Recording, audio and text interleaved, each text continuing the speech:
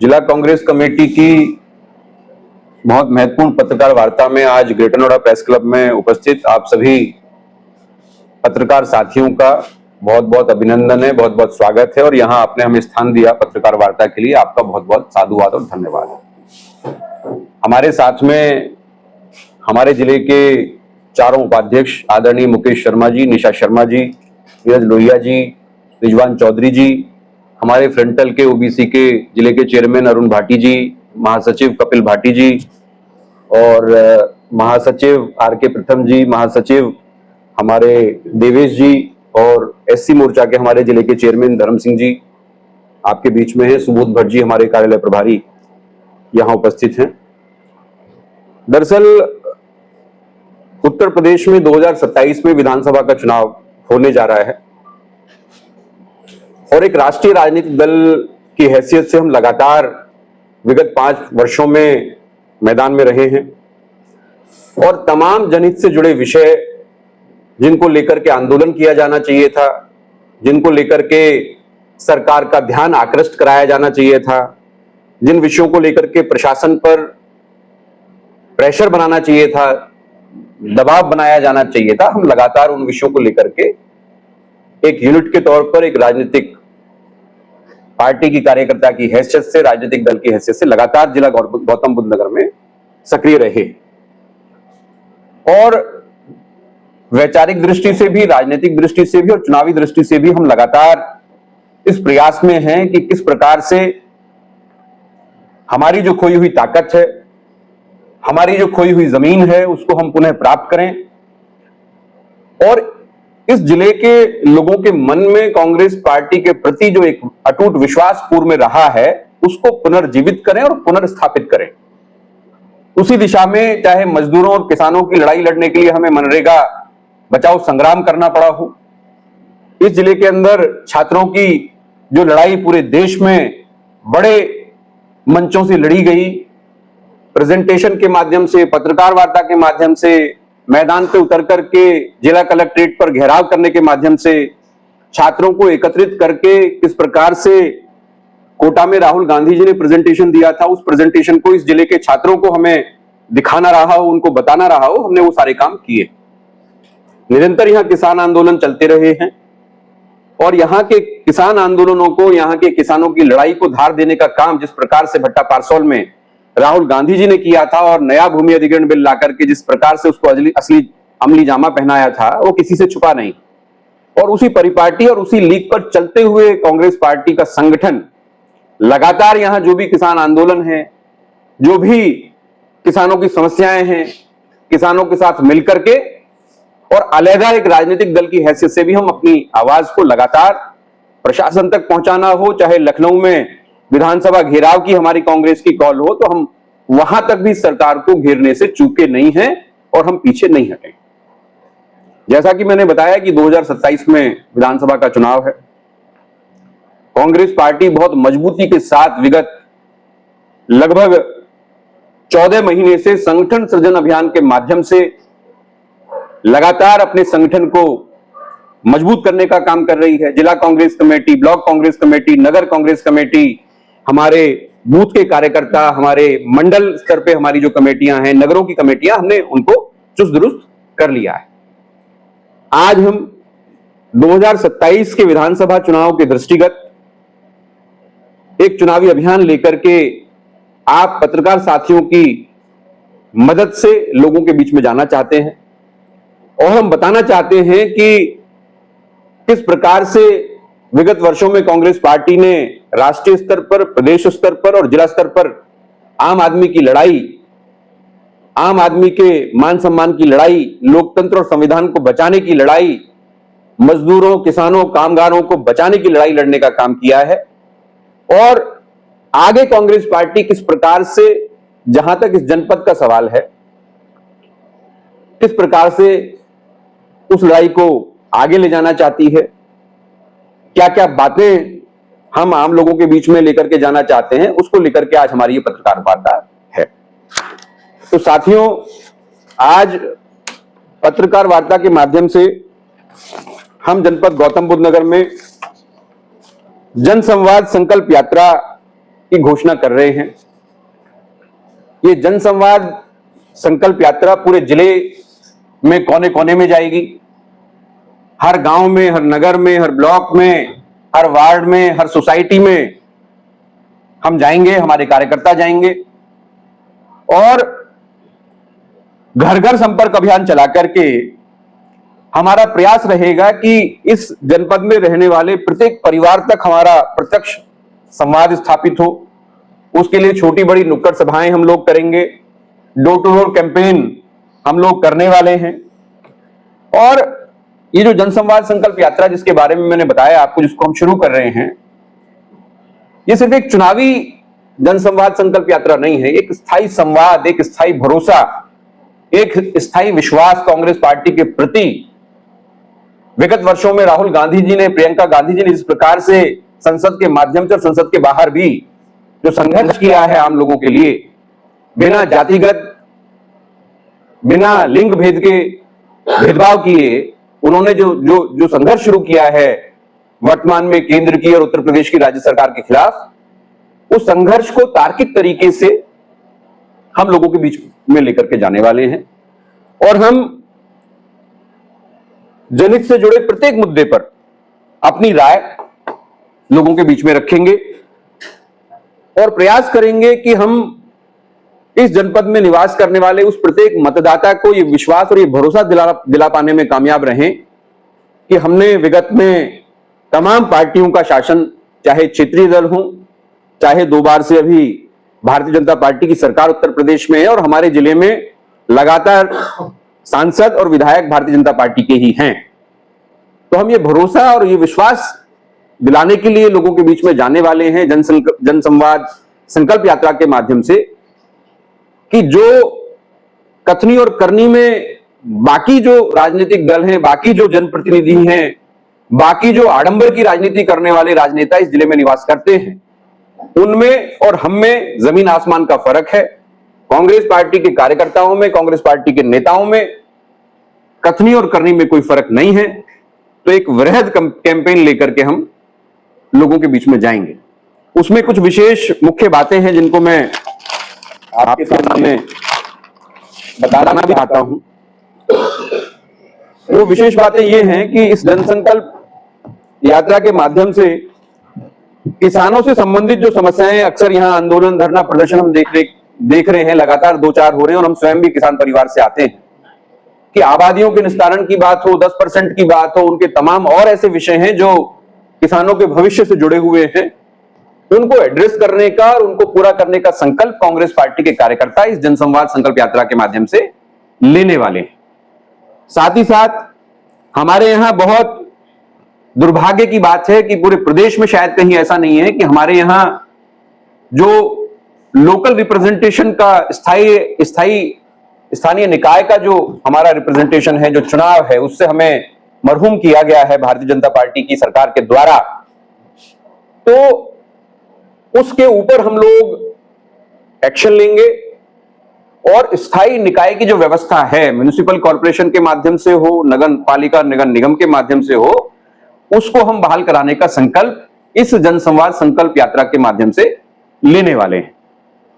शहरी क्षेत्रों में जो परेशानियां, खासकर बिल्डर की जो गुंडागर्दी हमारे यहाँ ग्रेटर नॉर्थ वेस्ट में तो बहुत ही ज्यादा है, जहां पैसा पूरा दे दिया है तो रजिस्ट्री नहीं हो रही है, मालिकाना हक नहीं मिल रहा है, व्यक्तिगत बिजली का मीटर लगाने का जो मालिक है, जो फ्लैट का ओनर है, उसको अधिकार नहीं है, उल्टे सीधे चार्ज लिए जा रहे हैं, रोजाना जो है मेंटेनेंस और लिफ्ट से संबंधित समस्याएं दुनिया भर की आ रही हैं, बिल्डर के जो बाउंसर हैं वो वहां के रहने वाले जो अपने मकान में रहते हैं उनके साथ गुंडागर्दी रोजाना कैसे करते हैं, आपके समाचार पत्रों में और इनमें सब में रोजाना आप दिखाते ही हैं।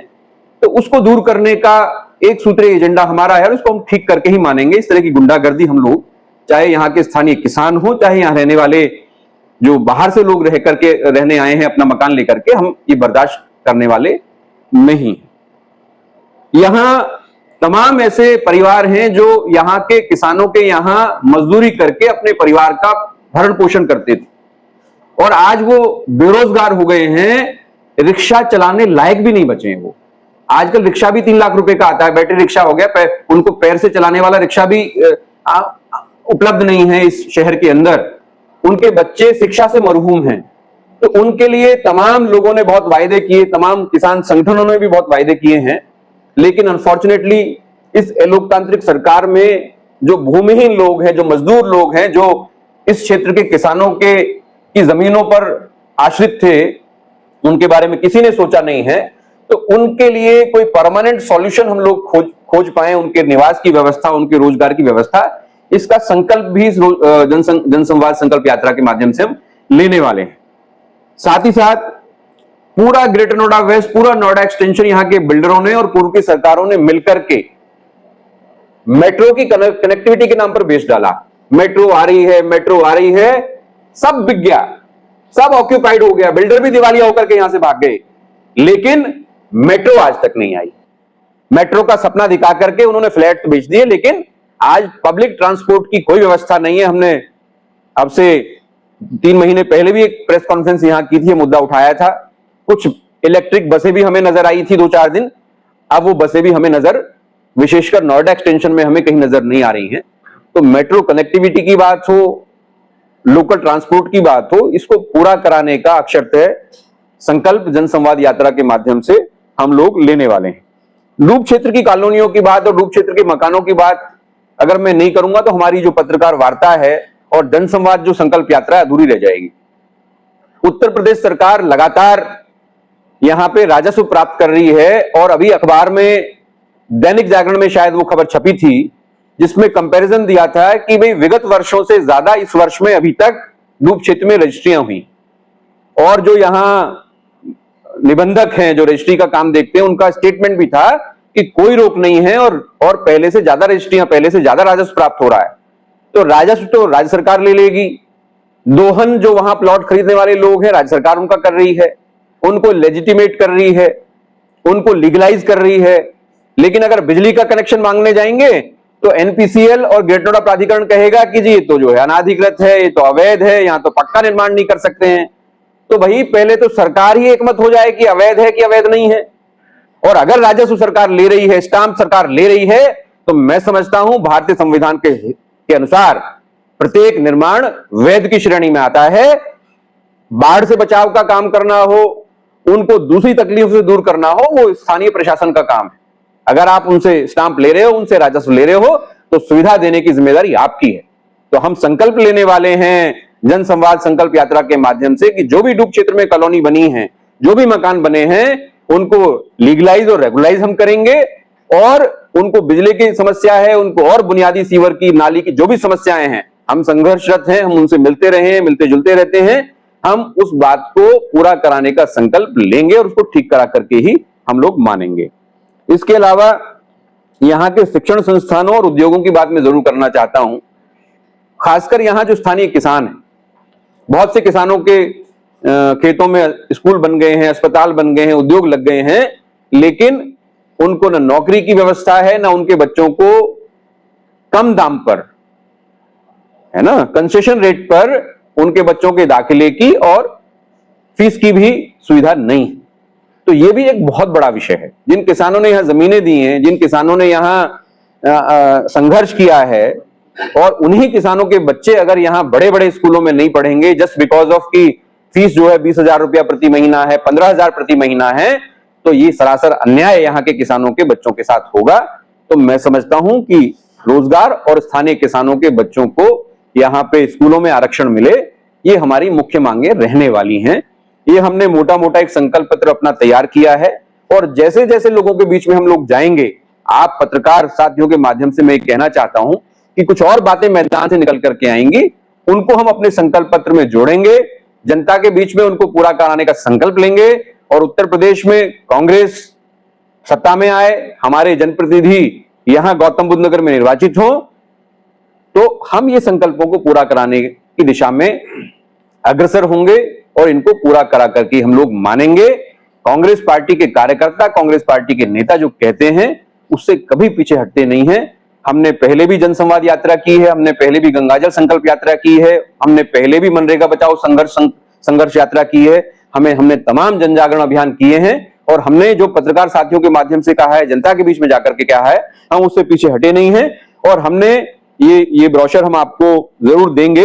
इसमें वोट चोरी की बात हो, नीट पेपर लीक की बात हो, भूमि अधिग्रहण की बात हो, किसानों की संग लड़ाई लड़ने की बात हो, तमाम विषय जो हमने इसमें कहा भी है कि हम कहते नहीं करते भी हैं, तो ये हम आपको देने वाले हैं। उसमें आपको नजर आ जाएगा कि कांग्रेस पार्टी ने खासकर विगत 2 वर्षों में, 2.5 वर्षों में ऐसे कौन कौन से जनहित के विषयों पर अपनी आवाज सड़क पर उतरकर उठाई है। और एक आंदोलन के दौरान जिसमें हम छात्रों की लड़ाई लड़ रहे थे, महंगाई की लड़ाई लड़ रहे थे, आप सब साक्षी हैं इस बात के कि मेरा खुद का पैर फ्रैक्चर हुआ था, सरे राह पुलिस के द्वारा मेरे पैर में चोट पहुंचाई गई थी, जो काफी बड़ा एक सोशल मीडिया पे भी काफी चीजें रही हैं उसके उस संबंध में। तो लगातार हम संघर्ष करेंगे और इस बात को आगे लेकर के जाएंगे। अब अगर आप कुछ पूछना चाहते हैं तो आप पूछें, उसके बाद हम ये ब्रोशर जरूर आपके सामने इसको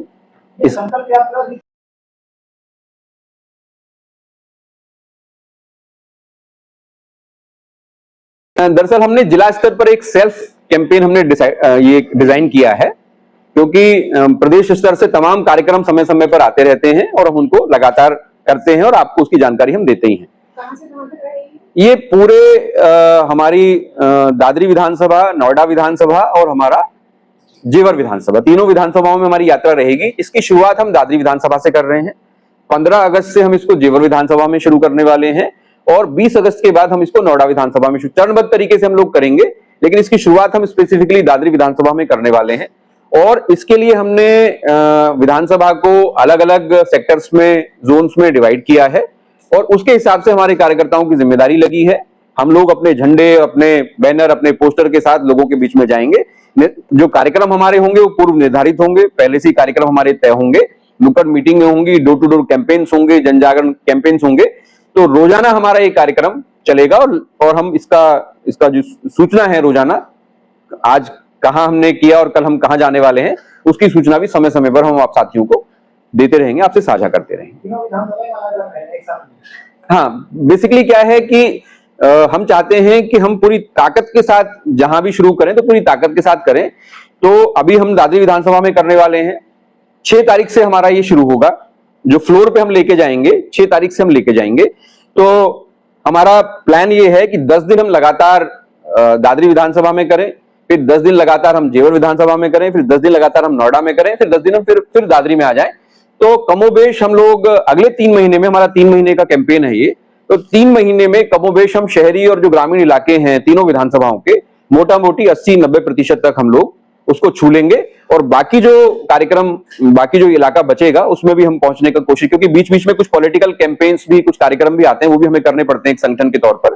तो हम सामंजस्य बिठा करके जो हमारे नेशनल या स्टेट के कैंपेन, उनके साथ साथ ये कैंपेन भी हमारा बेसिकली इलेक्शन ओरिएंटेड है और क्षेत्रीय मुद्दे जो हमारे इन विधानसभाओं के हैं उनको लेकर के हमारा ये कैंपेन है। आपने नीट पेपर की बात की, जंतर मंतर पे जो मुद्दे उठाए गए थे, सरकार ने सारे मान लिए गए हैं, तो अब क्या करना चाहेंगे? कहाँ मान लिए? सरकार तो गाड़ियों को रोक करके, बच्चों को रोक करके, यूनिवर्सिटी के दिल्ली में खासकर बाहर जाकर करके बच्चों को अरेस्ट करने का काम कर रही है। संसद में आप देखिए, राहुल गांधी जी ने पैलेट गन की बात की, पटना में AK-47 से फायरिंग करी गई, वो करंट वाले डंडे बच्चों को लगाए गए, कील वाले डंडे लगाए गए, तो उसका जवाब सरकार कहां दे रही है? भाई बात तो ये थी ना कि शिक्षा मंत्री का इस्तीफा होना चाहिए और जो लाठीचार्ज, ब्रूटल लाठीचार्ज 20 तारीख को दिल्ली में हुआ है उसकी जवाबदेही तय होनी चाहिए। संसद में राहुल गांधी जी ने कहा है कि या तो अमित शाह जी के निर्देश पर यह लाठीचार्ज हुआ, अमित शाह जी को पता था कि वहां लाठी चलने वाली है, तो अगर उनको पता था तो वो सीधे जिम्मेदार हैं, या उनको पता ही नहीं था कि छात्रों पर दिल्ली पुलिस और प्रशासन क्या कार्रवाई करने वाला है, तो वो इनकॉम्पिटेंट है। गृह मंत्री रहकर के उनको, उनकी नाक के नीचे इतना बड़ा बवाल हो गया और उनको पता ही नहीं चला। एक ट्रक में भर करके पत्थर वहां पहुंचा दिए गए। पूरी तरीके से इंटेलिजेंस फेलियर है, गृह मंत्रालय का पूरी तरीके से फेलियर है जिस तरीके से इस मामले को डील किया गया। तो हमारी मांग है कि गृह मंत्री को इस्तीफा देना चाहिए। जहां तक नीट का सवाल है, मामले उन्हीं पे लगाए जाएंगे जो बच्चे वहां पे गाली गलौज कर रहे थे या अन्य चीजों को। कौन बच्चे गाली गलौज कर रहे थे? किसी ने कोई गाली गलौज नहीं की। जेनजी है, जेनजी ने तो बहुत सारे, मुझे तो बोलना भी नहीं आ रहा, ऐसे ऐसे कौन कौन से थे वो, उन्होंने नारे दिए, वहां नए नए नारे घड़े और बहुत उन्होंने प्रेम और सौहार्दपूर्ण वातावरण में, मैं समझता हूं मैं समझता हूं कि बहुत प्रेम और सौहार्दपूर्ण वातावरण में आपने शायद मेरे ख्याल से बंगाल और पटना का देखा नहीं है। पानी चला तो बच्चे डांस कर रहे थे। वो देखिए एक सवाल है, जैसे कि आप बताया विधानसभा चुनाव की तैयारी कर लिया, ठीक है? तो क्या यहाँ की जो तैयारी बताया क्या तीनों सीटों पे आप करेंगे, आपका सपा से गठबंधन सीटें सपा करेंगी, वो कम नहीं है, तो क्या करेंगे यहाँ की? जैसे आप तो चुनाव से वोट में आ गए, ठीक, तो यहाँ क्या आप सीटें क्या करेंगे? देखिए, मेरा इस पे कहना यह है कि गठबंधन और सीटों का जो मामला है वो लखनऊ में बैठे जो हमारे शीर्ष नेता हैं और दिल्ली में जो हमारे नेता हैं वो उनका सब्जेक्ट है। हमारा सब्जेक्ट बतौर मैं उसी पे आ रहा हूं गजन जी, कि हमारा वो विषय नहीं है, लेकिन बतौर संगठन में जिला कांग्रेस कमेटी का अध्यक्ष और पूरी मेन जो कांग्रेस है आपके सामने बैठी है, हमारी जिम्मेदारी है कि हम प्रत्येक स्थिति के लिए अपने आप को तैयार रखें। मैदान में हो, मैदान के पीछे हो, मीडिया के सामने हो, जो भी चीजें हैं हमारे पास, हमारी तैयारी पूरी तरीके से होनी चाहिए और हमारी तैयारी पूरी तरीके से है। गठबंधन में लड़ेंगे तब भी और नहीं लड़ेंगे तब भी। जिला कांग्रेस कमेटी के अध्यक्ष के तौर पर मैं ये कहना चाहता हूं जागरूक प्रेस के माध्यम से कि समाजवादी पार्टी के गठन के बाद से यदि 2022 के चुनाव को एक्सेप्शनली आप छोड़ दें तो कभी भी समाजवादी पार्टी की जमानत यहां बची नहीं। 2022 का चुनाव एक अलग ग्राउंड पे लड़ा गया और वहां इस तरीके से पोलराइजेशन हुआ कि हिंदू मुस्लिम में इस तरीके से बटा कि सपा बसपा के बीच का चुनाव हुआ और वोटों का बंटवारा नहीं हुआ। अदरवाइज हमेशा कांग्रेस पार्टी ने यहां समाजवादी पार्टी से ज्यादा मत हासिल किए हैं।